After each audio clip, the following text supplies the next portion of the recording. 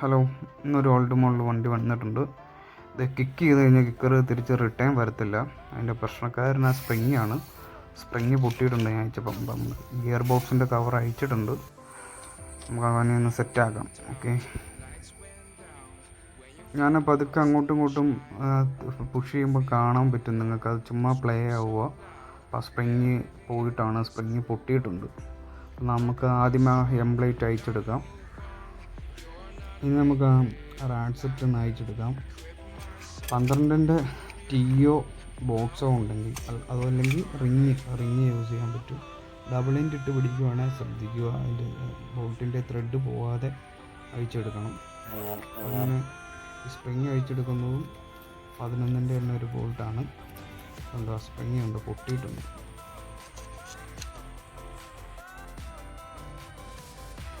ഇത് കണ്ടോ, ഇത് ഗിയർ ബോക്സിൻ്റെ അകത്ത് തന്നെ നിങ്ങൾക്ക് ആ ഷാഫ്റ്റയിലോട്ട് നോക്കുമ്പോൾ അറിയാം തുരുമ്പും ചെളിയും കറിയൊക്കെ ആയിട്ട്. അതുതന്നെ ഇതിൻ്റെ കാരണം ഈ സ്പ്രിങ് പൊട്ടാൻ. ഇതിൻ്റെ അകത്ത് കണ്ടമാനം വെള്ളമൊക്കെ ഇറങ്ങിക്കഴിഞ്ഞ് കഴിഞ്ഞാൽ തുരുമ്പ് പിടിക്കും. ഓയിൽ മയവും ഗ്രീസൊന്നും ഇല്ലാതെ കിടന്നു കഴിഞ്ഞ് കഴിഞ്ഞാൽ പെട്ടെന്ന് തുരുമ്പ് പിടിക്കാൻ ചാൻസ് ഉണ്ട്. ഞാൻ അതിൻ്റെ അതുപോലെ നല്ല രീതിയിലൊന്ന് ക്ലീൻ ചെയ്തിട്ട് ചിലപ്പോൾ നമുക്ക് ഗ്രീസ് ഇട്ട് കൊടുക്കാം. ഓക്കെ, ഗ്രീസ് നല്ലോണം ഗ്രീസ് ചെയ്യണം. ഞാനൊന്നും ഇതിൻ്റെ അതുപോലെ നല്ല രീതിയിലൊന്നും WD-40 ഇട്ട് ക്ലീൻ ചെയ്തായിരുന്നു. ഡീസൽ വാഷ് ചെയ്തതിന് ശേഷം അത് തുടച്ചിട്ട് WD-40 ഇട്ട് ക്ലീൻ ചെയ്തു. അതുപോലെ തന്നെ നമുക്ക് ഈ ബോൾട്ട്, ഇത് 11-ൻ്റെ ബോൾട്ടാണ്. ഇത് ടൈറ്റ് ചെയ്യുന്നത് ശ്രദ്ധിച്ച് ടൈറ്റ് ചെയ്യണം. നല്ല രീതിയിൽ ടൈറ്റ് ചെയ്ത് കൊടുക്കണം.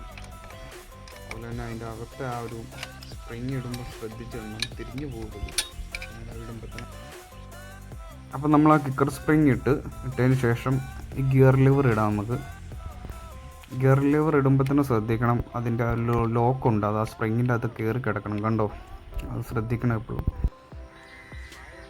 ഇനി അടുത്ത് നമുക്ക് ഗിയറിൻ്റെ റാറ്റ് സെറ്റ് ചെയ്യാം. അത് നല്ല രീതിയിൽ ഗ്രീസ് സെറ്റ് ചെയ്തിട്ട് വേണം ഇടുമ്പം. ശ്രദ്ധിക്കേണ്ട ഒരു കാര്യം, ആ പല്ല് എപ്പോഴും മേലിലോട്ടായിട്ടിരിക്കണം. തിരിഞ്ഞു പോയി കഴിഞ്ഞ് കഴിഞ്ഞാൽ ഗിയർ വീഴാൻ ചാൻസ് കുറവാണ്. ചാൻസ് നല്ല, ഗിയർ വീഴില്ല. അപ്പം അത് ശ്രദ്ധിക്കണം. ഇനി നമുക്ക് എംപ്ലേറ്റ് ശരം ഗ്രീസൊക്കെ തേച്ച് സെറ്റ് ചെയ്യാം. അതിൻ്റെ അകത്ത് ഒരു സ്പ്രിങ് ഉണ്ട്, മേളിൽ ചെറിയ സ്പ്രിങ്. ആ സ്പ്രിങ്ങിൽ അത് കയറി കിടക്കണം. കണ്ട ഒരു ലോക്കുണ്ട്, ഒരു വെട്ടുണ്ട്. അത് കയറി അതിന് ശേഷമുള്ളൂ ടൈറ്റ് ഈ ബോൾട്ട് 11-ൻ്റെ ബോൾട്ട് ടൈറ്റ് ചെയ്യാവുള്ളൂ.